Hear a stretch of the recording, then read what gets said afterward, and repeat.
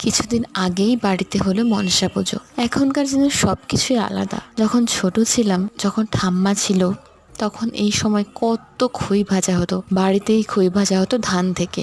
আর সেই খইতে অনেক ধান থেকে যেত বলে বিকেলে সবাই মিলে বসে একসাথে খই বাছা হতো। তারপরেই খইয়ের সাথে গুড় মাখিয়ে মুড়কি তৈরি হতো। সবাই একসাথে খই বাছার সময় সবাই কত গল্প করতো। তো সেই সব দিন এক অন্যরকম এক সুন্দর ছিল। কিন্তু এখনো আমাদের বাড়িতে এগুলো হয়। বাটিতে গুড় নিয়ে সেটা ভালোভাবে গরম করে খইতে একটু একটু করে গুড় দিয়ে আর সেটা ভালোভাবে মেখে নিতে হয়, না হলে এটা সমানভাবে স্প্রেড হবে না। তো এইভাবে ভালোভাবে মেখে নিয়ে একদম সুন্দর করে কন্টেনারে করে ভরে এটাকে রাখা হয়।